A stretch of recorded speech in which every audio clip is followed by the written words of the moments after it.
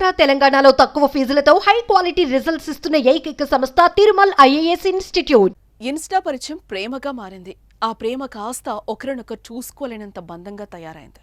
దీంతో పెద్దలు నొప్పించి పెళ్లి చేసుకోవాలని అనుకున్నారు. కొత్త సంసారం, ఆశల జీవితంపై ఎన్నో కలలు కన్నారు. ప్యార్ మే పడిపోయానే అంటూ డ్యూయెట్లు పాడుకున్నారు.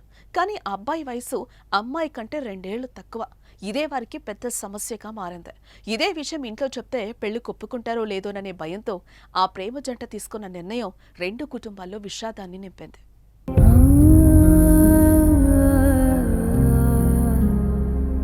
నిర్మల్ జిల్లా ఖానాపూర్ మండలం ఎర్రచింతల గ్రామానికి చెందిన గోలేటి శ్వేత కరీంనగర్లోని విమెన్స్ కాలేజ్లో డిగ్రీ మొదటి సంవత్సరం చదువుతోంది. మరోపక్క ఇల్లందుకుంట మండలం రాజపల్లికి చెందిన మినుగు రాహుల్ ప్రైవేట్ సంస్థలో పనిచేస్తున్నాడు. వీరిద్దరికి ఇన్స్టాగ్రామ్లో కొద్ది నెలల క్రితం పరిచయం ఏర్పడింది. అంతే, వీరి పరిచయం కాస్త ప్రేమగా మారింది.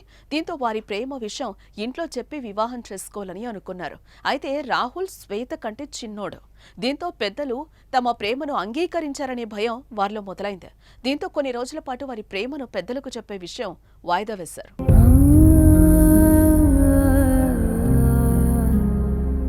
ఇలా రోజులు గడుస్తున్న కొద్దీ వీరి ప్రేమ బలంగా మారింది.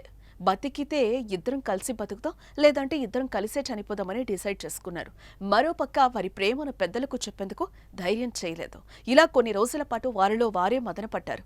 రాహుల్ తనకంటే చిన్నవాడు కావడంతో ఇంట్లో పెళ్లికి ఒప్పుకుంటారో లేదోననే భయం శ్వేతలో మొదలైంది. ఇలా భయపడుతూనే వారు కఠిన నిర్ణయం తీసుకున్నారు.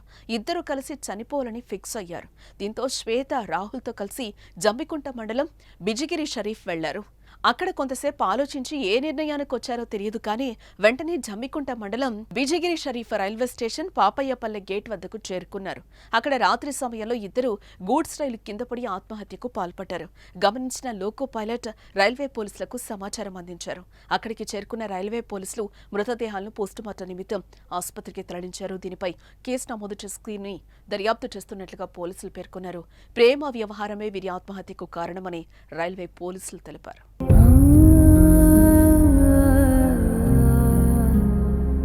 ప్రేమించుకొని వచ్చిందా, ఇద్దరు అనుకొని చేసిల్లా, మళ్ళీ ఏం చేసిల్లా అనేది నాకు తెలియదు నాయనో.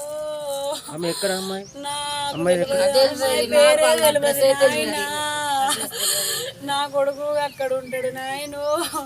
3 నెలలు అవుతుంది నా కొడుకు. నెలకు ఒకసారి ఎప్పుడో ఒకసారి ఇంటికి వచ్చిపోతాడు. సోషల్ మీడియా అందుబాటులోకి వచ్చిన తర్వాత యువత పెడదారి పడుతోంది. చిన్న వయసులోనే ప్రేమ, పెళ్లి అంటూ తప్పుడు నిర్ణయాలు తీసుకుంటున్నారు. జీవితంలో ఓ లక్ష్యం అంటూ లేకుండానే, ముక్కు మొహం నేరుగా చూసుకోకుండానే సోషల్ మీడియా అకౌంట్ల ద్వారా పరిచయమైన వారితో పీకల్లోతో ప్రేమలో మునిగిపోతున్నారు.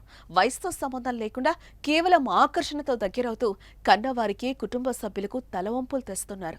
మరికొందరు క్షణికావేశంలో ప్రాణాలు సైతం తీసుకుని వారికి తీరని శోకాన్ని మిగుల్చుతున్నారు అనడానికి ఇలాంటి ఘటనలే నిదర్శనమంటూ కొందరు కామెంట్స్ చేస్తున్నారు.